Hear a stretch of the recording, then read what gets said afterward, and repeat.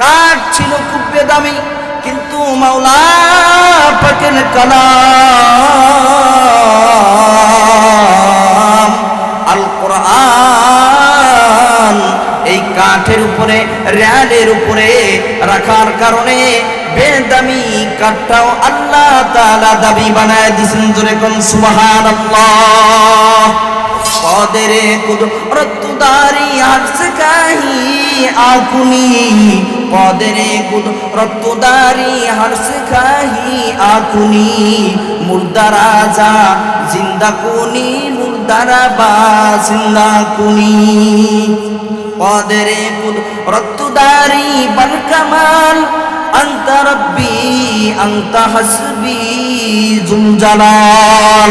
আমার নবীর উপরে আল্লাহ রাব্বুল আলামিন বলেন, وإن كنتم في ريب مما نزلنا على عبدنا فأتوا بسورة من مثله وادعوا شهداءكم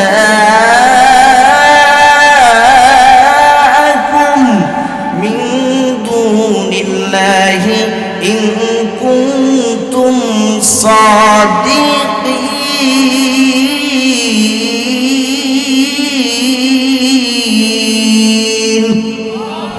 إن الحمد لله نحمده ونستعينه ونستغفره ونؤمن به ونتوكل عليه، ونعوذ بالله من شرور أنفسنا ومن سيئات أعمالنا، من يهده الله فلا مضل له ومن يضلله فلا هادي له، ونشهد أن لا إله إلا الله وحده لا شريك له، ونشهد أن سيدنا وسندنا وحبيبنا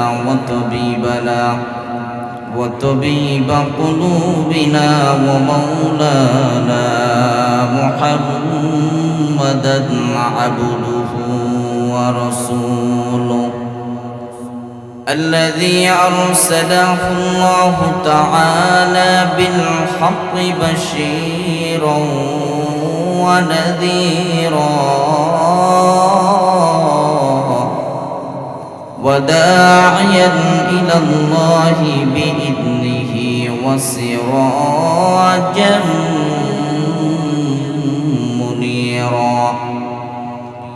أما بعد فأعوذ بالله من الشيطان الرجيم. بسم الله الرحمن الرحيم. ألف لام ميم. ذلك الكتاب لا ريب فيه هدى للمتقين.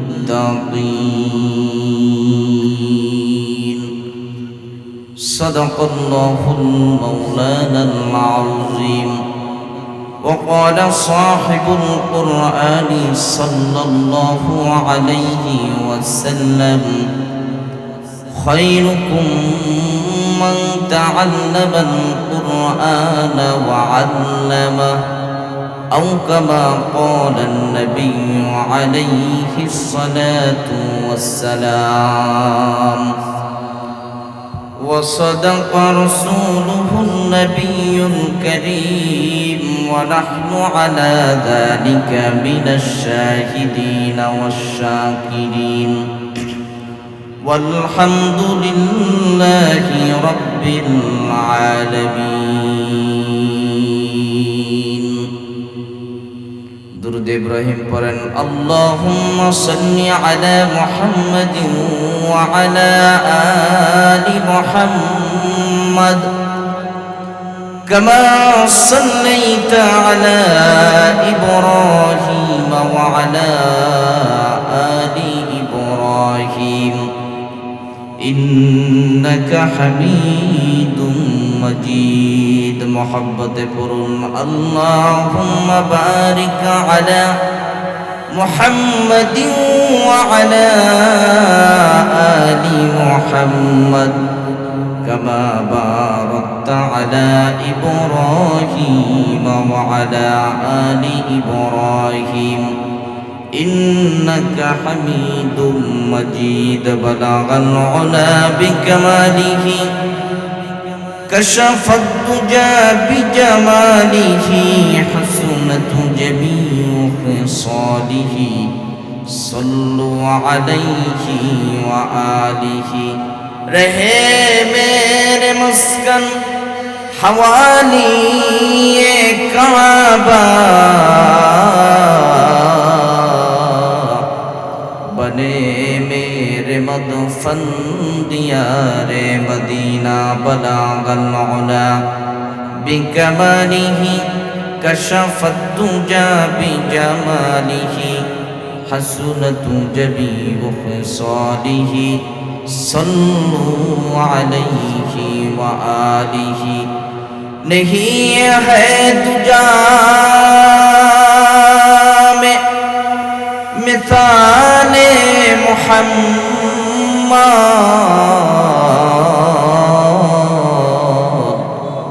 جمال خدا ہے کمال محمد بلغ العلا بکمالہ كشف الدجى بجماله حسنت جميع خصاله صلوا عليه وآله عشق محبوب خدا اے دل جسے حاصل نہیں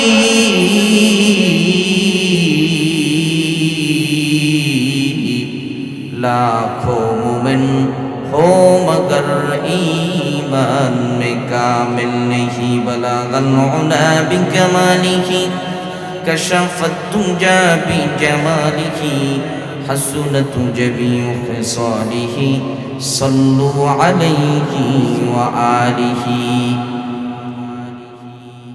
তালিমুল কোরআন নুরিয়া মহিলা মাদ্রাসা কর্তৃক আয়োজিত নবমতম বার্ষিক ওয়াজ ও মাহফিলের সম্মানিত সভাপতি, প্রধান অতিথি, বিশেষ অতিথি, মঞ্চে উপবিষ্ট বুজুর্গ হযরত উলামায়ে কেরাম, সম্মুখপানে ব্রাদারান ইসলাম, পর্দার আড়ালে অবস্থানরতা সম্মানিতা ও শ্রদ্ধেয় মা ও বোনেরা, সর্বোপরি রব্বে কারিমের দরবারে শুকরগুজার হচ্ছি যে আল্লাহ তাআলা আপনাকে আমাকে হায়াতে তাইয়্যিবা দান করে, অত্যন্ত ভালোবেসে, দয়া করে, মায়া করে, স্নেহ করে আমাদেরকে এই জান্নাতের বাগানে আশা এবং বসার তৌফিক যেই রব্বে কায়নাত দান করলেন, সেই রব্বে কায়নাতের দরবারে আমরা সকলেই দিল খুলে ইমানি আওয়াজ উঁচু করে উচ্চ কণ্ঠে কালিমাতুশ শুকর আদায় করি, বলি আলহামদুলিল্লাহ।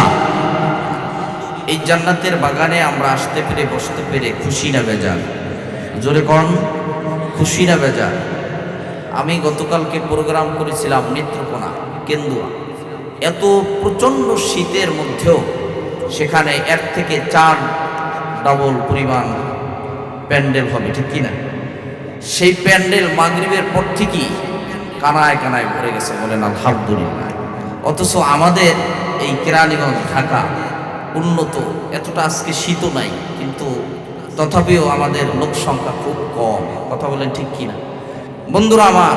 যাই হোক, আমি আল্লাহ রাব্বুল আলামিনের ঐশী মহাগ্রন্থ আল কোরআনে কারীম থেকে একটি আয়াতে কারিমা সূরাতুল বাকারা, কোরআনে কারীমের মধ্যে সবথেকে সর্ববৃহত্তম সূরার নাম হলো সূরায়ে বাকারা। এই সূরায়ে বাকারার প্রথম আয়াতটি তেলাওয়াত করেছি। রাসূলুল্লাহ সাল্লাল্লাহু আলাইহি ওয়াসাল্লামের অসংখ্য অগণিত বাণীর মধ্যে থেকে একটি হাদিস পাঠ করেছি। তেলাওয়াতকৃত আয়াত এবং হাদিসকে সামনে রেখে কিছু কথা বলার চেষ্টা করব। আমা তাওফীকি ইল্লা বিল্লাহ। সূরাতুল বাকারার এই প্রথম আয়াতে আল্লাহ বলেন, আলিফ লাম মিম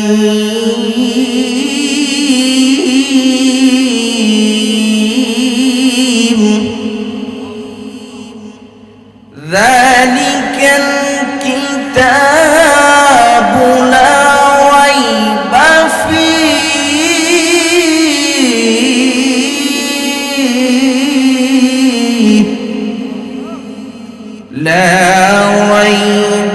ফীহি هدى للمتقين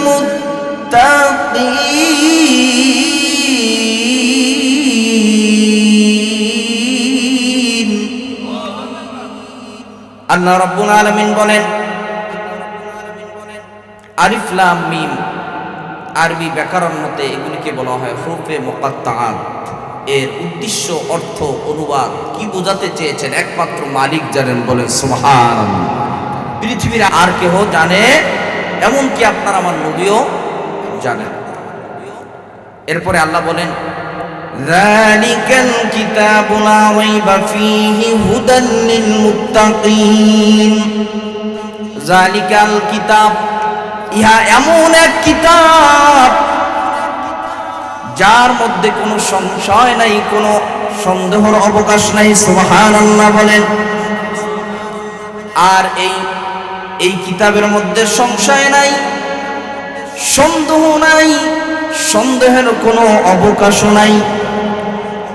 এমন একটি কিতাব, এমন একটি মহাগ্রন্থ সঠিক পথে পরিচালিত করবেন একমাত্র মুত্তাকিনদেরকে। সুবহানাল্লাহ বলেন। কাদেরকে বলেন?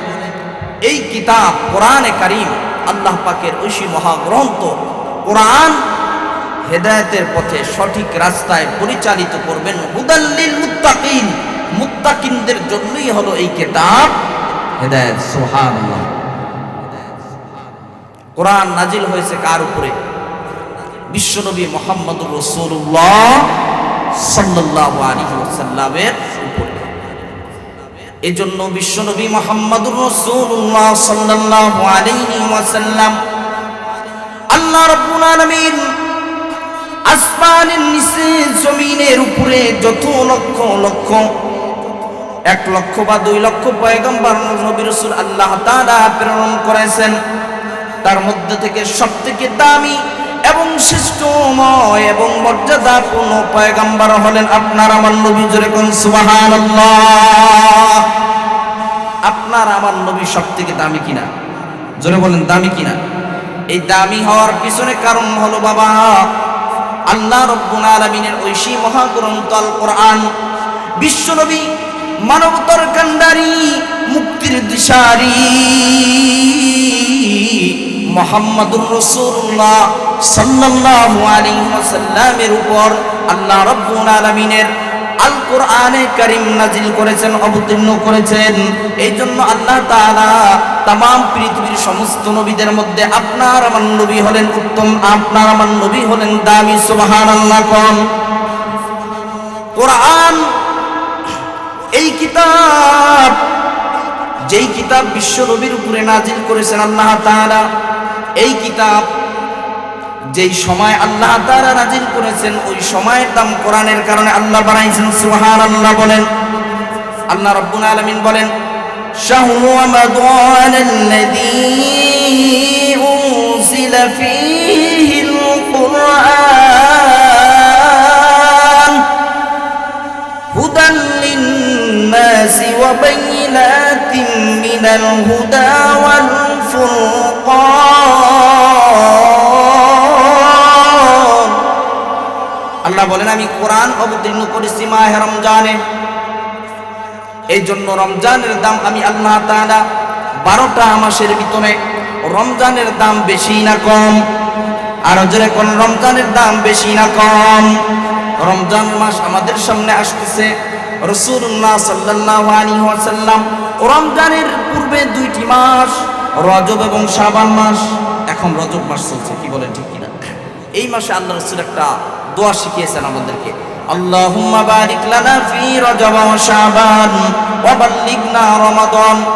আয় আল্লাহ আমাদেরকে আপনি রজব এবং শাবান মাসে পরিপূর্ণ বারাকা দান করেন। সুবহানাল্লাহ পড়েন।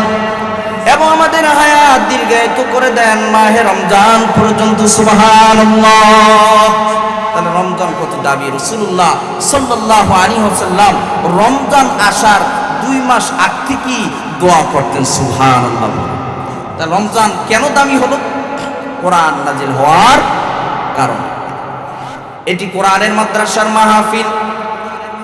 ও মুহতারাম দোস্ত, বন্ধুরা আমার, কোরআন এমন এক দামি কিতাব, কোরআনের সাথে যদি আপনার আমার মহব্বত হয়ে যায়, সংস্পর্শ হয়ে যায়, কোরআনের সাথে যদি আপনার আমার সংস্পর্শ হয়, পৃথিবীর জমিনে দেখেন, লক্ষ্য করে সাধারণ একটা কাঠ দিয়ে রেল তৈরি করা হয়, এই রেলের উপরে কোরআন রাখা হয়, কোরআনে কারীম তেলাওয়াত করার জন্য কোরআনকে রেলের উপরে রাখা হয়। আপনার ঘরের ভিতরে দামি দামি কত সোফার সেট, দামি দামি কত ফার্নিচার রয়েছে, এগুলির উপরে পা লাগে, লাথি লাগে, হাজারো বার শতবার লাগে, তারপরও আজও পর্যন্ত কেউ কোনোদিন আপনার বাড়ির আপনার ঘরের দামি ফার্নিচারকে কেউ কোনোদিন লাথি লাগার কারণে, পা লাগার কারণে কেউ একবার চুম্বন করি নাই। কথা বলেন ঠিক কিনা?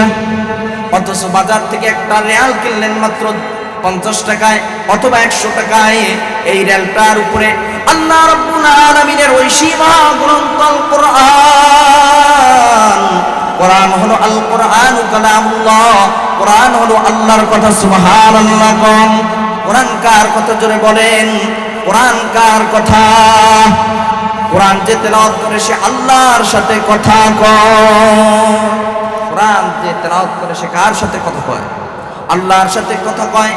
কোরআনে কারীমের তেলাওয়াত করার জন্য যখন রেলের উপরে কোরআন রাখা হয়, এই রেলটার সাথে কোরআনের সাথে সংস্পর্শ হওয়ার কারণে, কোরআন রেলের উপরে রাখার কারণে, রেলটা যদি মা বোনের হাত থেকে ঘরের মধ্যে পড়ে যায়, অথবা কারো হাত থেকে আপনার হাত থেকে আমার হাত থেকে পড়ে যায়, সাথে সাথে রেলটাকে উঠায়া উত্তোলন করে আমরা চুম্বন করি।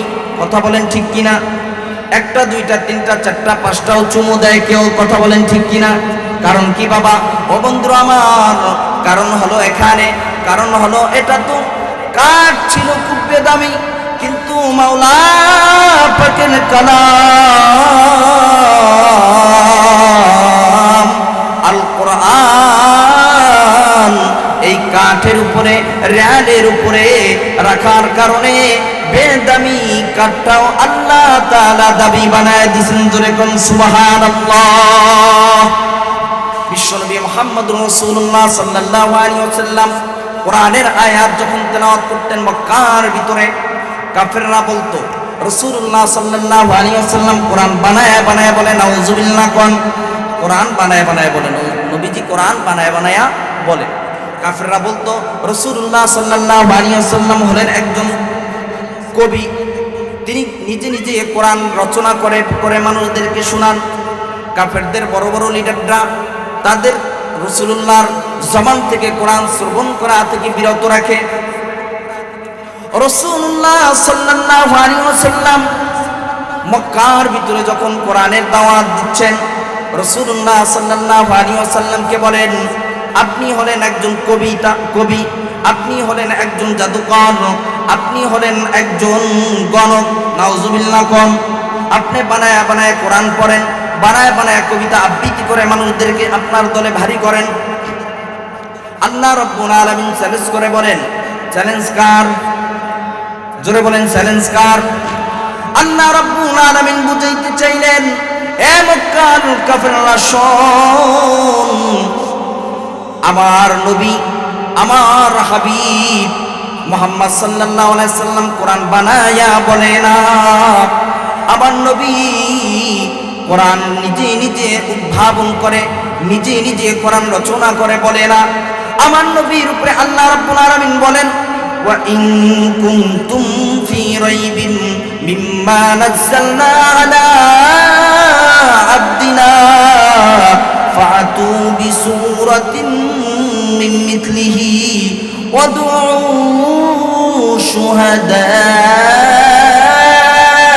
শুহাদাআকুম মিন দুনিল্লাহি ইন কুনতুম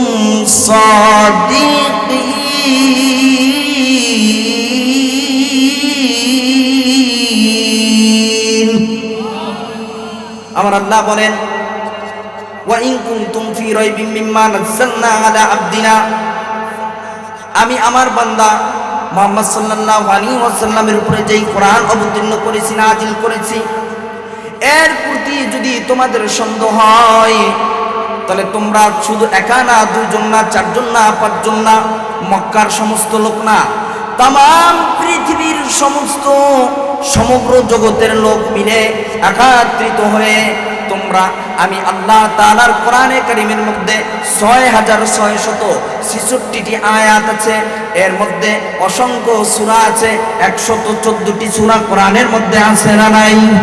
জোরে বলেন আছে না নাই? আল্লাহ চ্যালেঞ্জ করলেন, এ দুনিয়ার কাফেররা, এ মক্কার কাফেররা, তোমরা তাম পৃথিবীর সমস্ত মানুষ মিলিয়া একত্রিত হইয়া আমার কোরআনের মধ্যে একটি ছোট্ট সূরা আছে, সূরার নাম হলো সূরাতুল কাউসার। কি বলেন আছে না নাই?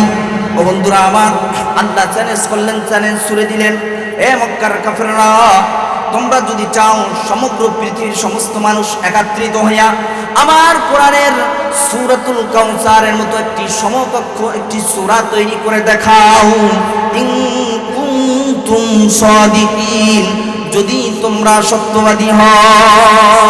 কি বলেন পারবে? কি বলেন পারবে? পারবে না। রাসূলুল্লাহ সাল্লাল্লাহু আলাইহি ওয়াসাল্লামকে আল্লাহ তাআলা কত শত মুজিজা দান করছেন, তার মধ্য থেকে সবথেকে বড় মুজিজার নাম হলো কোরআন। সুবহানাল্লাহ কোন? সবথেকে বড় মুজিজার নাম হলো কি? কোরআন। রাসূলুল্লাহ সাল্লাল্লাহু আলাইহি ওয়াসাল্লামকে ট্রাই করার জন্য, পরীক্ষা করার জন্য মক্কার কাফেররা রাসূলুল্লাহ সাল্লাল্লাহু আলাইহি ওয়াসাল্লামের কাছে আসতো, হাতের মধ্যে কিছু কয়েক মুষ্টি পাথরের কণা নিত। কি নিত? পাথর, পাথরের টুকরা, পাথরের টুকরা নিয়ে বলতো, হে মুহাম্মদ সাল্লাল্লাহু আলাইহি সাল্লাম, তুমি যদি সত্য নবী হয়ে থাকো তাহলে বলো দেখি আমাদের হাতের মধ্যে কয়টা পাথর আছে। আল্লাহর নবী বিশ্ব নবী মুহাম্মদুর রাসূলুল্লাহ সাল্লাল্লাহু আলাইহি সাল্লাম বলেন, এ কাফেররা শোনো, আমি বলে দিব না তোমাদের হাতের মধ্যে পাথর আছে? তারা নিজেরা বললে তোমরা আমি নবীকে সত্য নবী বিশ্বাস করবা না আমি বললে বিশ্বাস করবা? কাফেররা কয়, যদি পাথরের জবান থেকে শুনতে পাই তাহলে নবী আপনাকে আমরা 1000 বার বিশ্বাস করি। ধোঁকাবাজ, বাটপার। আল্লাহর নবী বলেন, আল্লাহর নবী যখন তাদের হাতের দিকে ইশারা করে, অটোমেটিকলি আল্লাহর কুদরতে কদরে কুদরতদারি আরশকাহি আকুনি, কদরে কুদরতদারি আরশকাহি আকুনি, মুর্দারা যা জিন্দা কুনি, মুর্দারা বা জিন্দা কুনি, কদরে কুদরতদারি বাল কামাল আনতা রব্বি আনতা হাসবি যুল জালাল। আল্লাহু আকবার পড়েন। আল্লাহর নবী বলেন, পাথর যদি উত্তর দেয় তাহলে তোমরা সত্যি সত্যি কি মুসলমান হবা? হ্যাঁ মুসলমান হব। ওই কাফেরদের হাত থেকে রাসূলুল্লাহ সাল্লাল্লাহু আলাইহি ওয়াসাল্লাম যখন কাফেরের হাতের কঙ্করের দিকে ইশারা করে, শাহাদাত আঙ্গুল দিয়া যখন ইশারা করে, অটোমেটিকলি আল্লাহর কুদরতে কাফেরদের হাতের মধ্যে যেই পাথরগুলি আছে, কয়টা পাথর আছে তাও বলে দেয়। সুবহানাল্লাহ কোন? আর পাথরগুলা বলে, আশহাদু আল্লা ইলাহা ইল্লাল্লাহু ওয়া আশহাদু আন্না মুহাম্মাদান আবদুহু ওয়া রাসূলুহু। সুবহানাল্লাহ পড়েন। পাথর রাসূলুল্লাহর ব্যাপারে সাক্ষ্য দেয়, তারপরেও কিন্তু কাফেররা মুসলমান হয় না। এটাও রাসূলুল্লাহ সাল্লাল্লাহু আলাইহি ওয়াসাল্লামের মুজিজা। রাসূলুল্লাহ সাল্লাল্লাহু আলাইহি ওয়াসাল্লাম চন্দ্রের দিকে ইশারা করলে চাঁদ দ্বিখণ্ডিত হয়ে যায়, এটাও রাসূলুল্লাহ সাল্লাল্লাহু আলাইহি ওয়াসাল্লামের মুজিজা। তথাপিও কাফেররা কি হয় না? মুসলমান হয় না। যে কথাটা বলতেছিলাম বন্ধুরা আমার, রাসূলুল্লাহ সাল্লাল্লাহু আলাইহি ওয়াসাল্লামের অসংখ্য অগণিত মুজিজা ছিল, তার মধ্য থেকে অন্যতম বড় মুজিজার নাম হলো কোরআনের মুজিজা। সুবহানাল্লাহ কোন? আল্লাহ তাআলা চ্যালেঞ্জ করলেন, তোমরা যদি পারো সবাই মিলে একটি ছোট্ট সূরা তৈরি করে দেখাও। আল্লাহর পয়গম্বর কি পুরা গোটা মক্কার সমস্ত কবি সাহিত্যিক পাণ্ডিত্য যারা যারা আছে সবাই একত্রিত হয়ে গেল, জমায়েত হয়ে গেল। আল্লাহ রাসূল সাল্লাল্লাহু আলাইহি ওয়াসাল্লাম সূরাতুল কাউসারের প্রথম একটি আয়াত, ইন্না আ'তাইনাকাল কাউসার, আল্লাহু আকবার বলেন। এই আয়াতে কারিমাটা লিখিয়া মক্কার ঘরের দেওয়ালের সাথে টানিয়ে দেওয়া হলো, চ্যালেঞ্জ করা হলো পুরা গোটা মক্কার বড় বড় সাহিত্যিক কাফেরদের, বড় বড় লিডার, বড় বড় কবি, বড় বড় পাণ্ডিত্যদেরকে বলা হলো, তোমরাও এই আয়াতের সাথে সামঞ্জস্য রাখিয়া একটা আয়াত বানাইয়া দেখাও। কি বলেন, পারবে? সমস্ত কবি সাহিত্যিক পণ্ডিতেরা একত্রিত হয়ে গেল। একত্রিত হইয়া চিন্তায় পড়ে গেল যে ইন্না আ'তাইনাকাল কাউসার, এরপরে কোন আয়াত মিলে, এরপরে কোন লাইন মিলে, এরপরে কোন কথা মিলে, এই নিয়ে তারা গবেষণা চালাচ্ছে, কিন্তু গবেষণা করতে করতে ব্যর্থ হয়ে গেছে। সুবহানাল্লাহ পড়েন। গবেষণা করতে করতে তারা ব্যর্থ হয়ে গেছে। এক পর্যায়ে তারা এই সিদ্ধান্তে উপনীত হয়ে গেল, ও বন্ধুরা আমার, কোরআন আল্লাহ পাকের পক্ষ থেকে নাজিলকৃত কিতাব। কোরআন তো মুহাম্মদ সাল্লাল্লাহু আলাইহি ওয়াসাল্লাম নিজে নিজে বানায় না। কোরআন কি নবী নিজে নিজে বানায়? যারা কোন নবী নিজে নিজে বানায়নি। যখন তারা ব্যর্থ হয়ে গেল, তারা এই সিদ্ধান্তে এবার উপনীত হয়ে গেল, তারা ইন্না আ'তাইনাকাল কাউসার, এরপরে কি লাগবে? এরপরে তারা নিজেরা একটা সিদ্ধান্ত করে একটা লাইন বানাইলো, ইন্না হাযা লাইসা ফি কালামিল বাশার, আল্লাহু আকবার বলেন। ইন্না আ'তাইনাকাল কাউসার ইন্না হাযা লাইসা মিন কালামিল বাশার। তারা বলতে বাধ্য হলো, নিশ্চয়ই এটা কোনো মানব রচিত কিতাব না। আল্লাহু আকবার। এটা কোনো মানব রচিত কিতাব? কোরআন কি কোনো মানব রচিত কিতাব? কোরআন কার কিতাব? জোরে বলেন, কোরআন কার কিতাব? আল্লাহ বলেন, ইন্না নাহনু নাযালনায যিকরা ওয়া ইন্না লাহু লাহাফিজুন। নিশ্চয় আমি কোরআন নাজিল করেছি এবং কোরআনের সংরক্ষণের দায়িত্ব আমি আল্লাহর। সুবহানাল্লাহ পড়েন।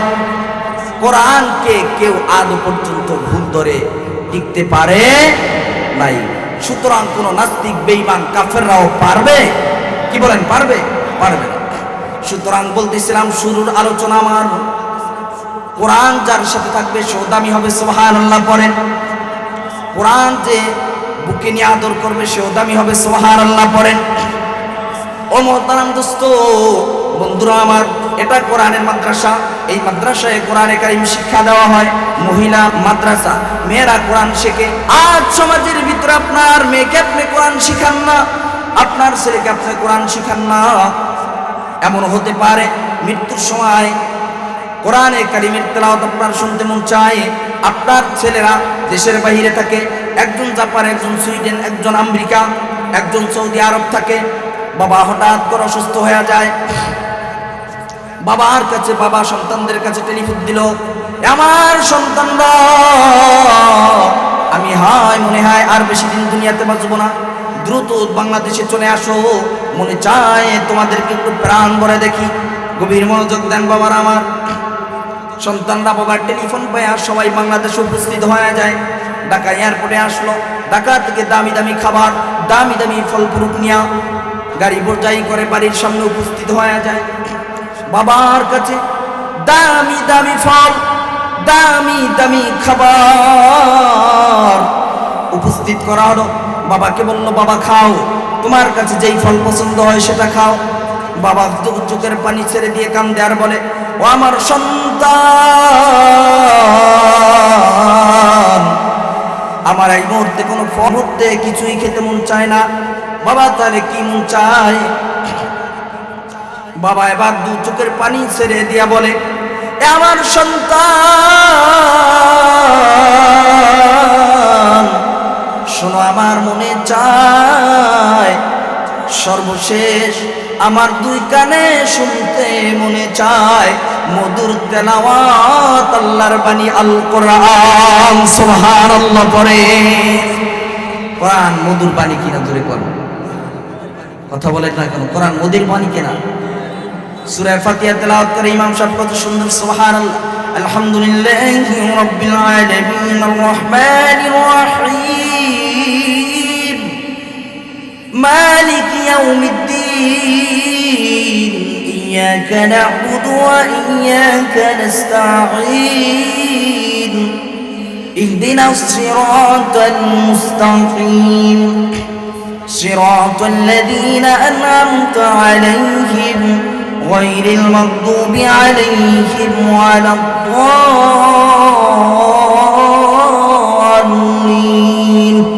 آمين।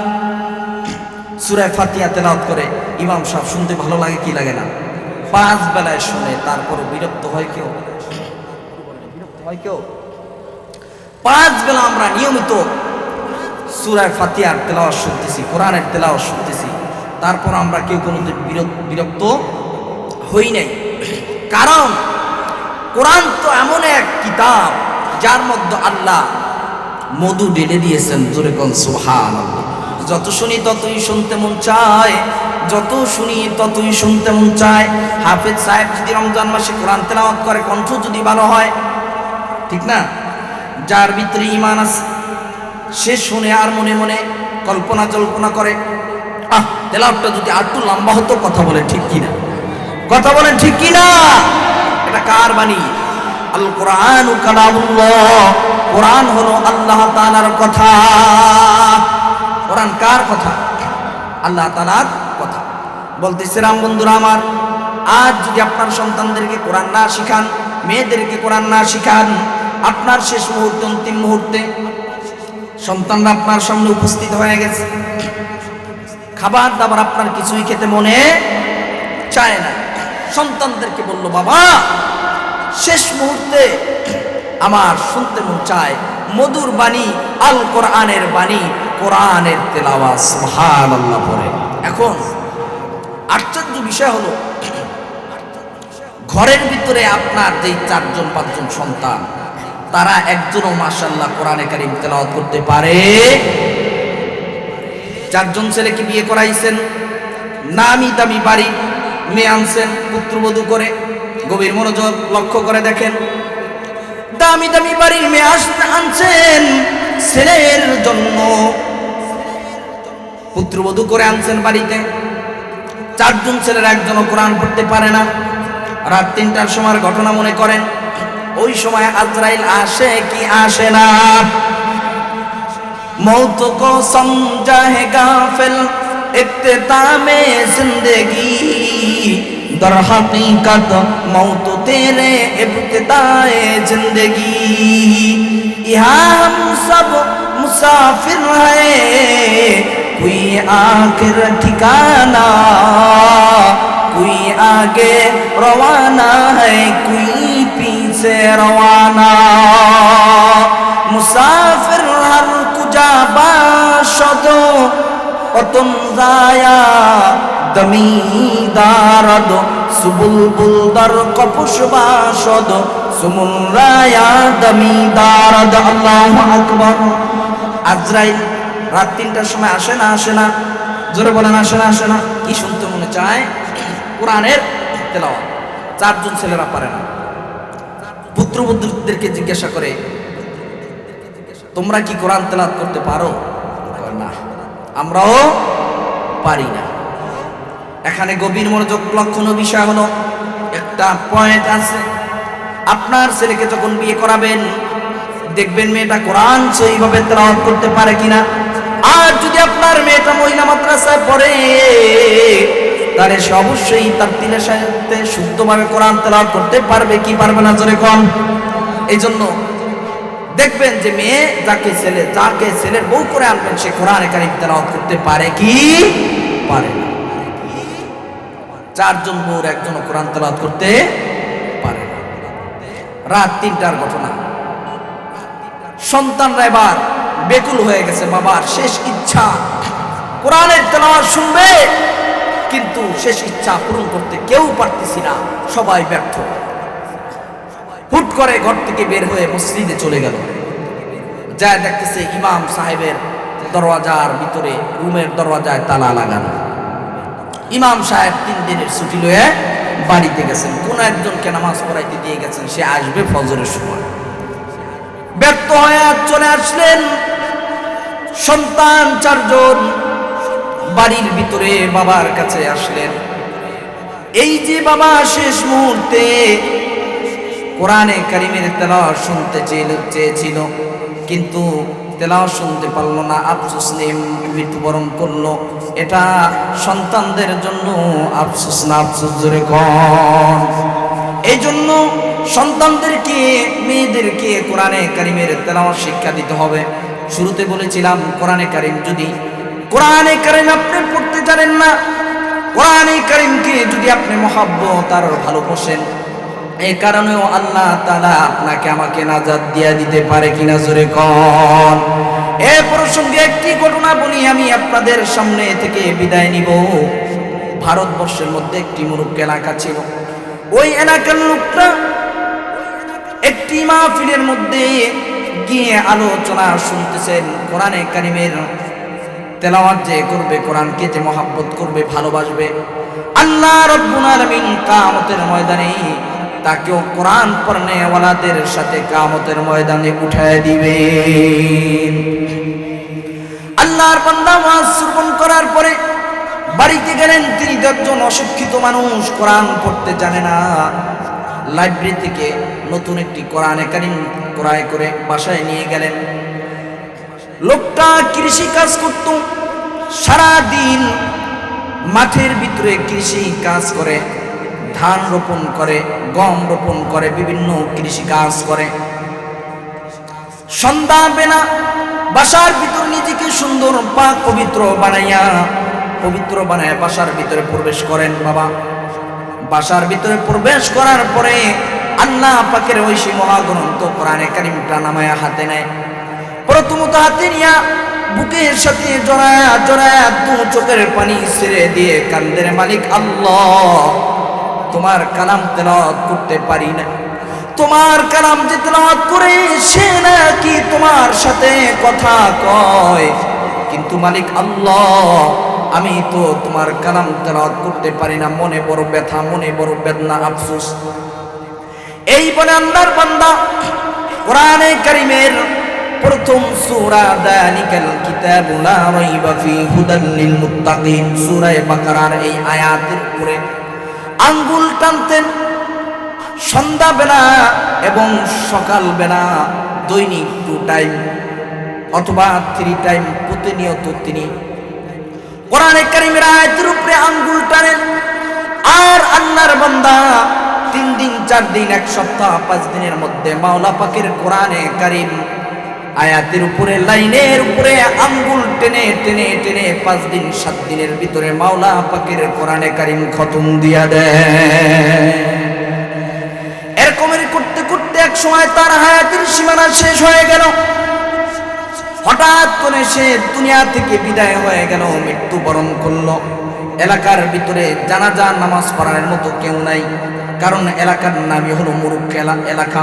আল্লামা কারি তৈয়ব সাহেব রাহমাতুল্লাহ আলাইহি খুতবাতে হাকিমুল ইসলাম কিতাবের মধ্যে লিখেছেন, এলাকার মানুষগুলি যখন জানাজার নিয়ম কানুন পদ্ধতি কেউ জানে না রে বাবা, বন্ধুরা আমার লক্ষ্য করুন, সমস্ত মানুষগুলি মিলে মাইয়িতকে একটি রাস্তার পাশে খাটিয়ার উপরে শোয়া সেখানে দাঁড়ায় গেলেন।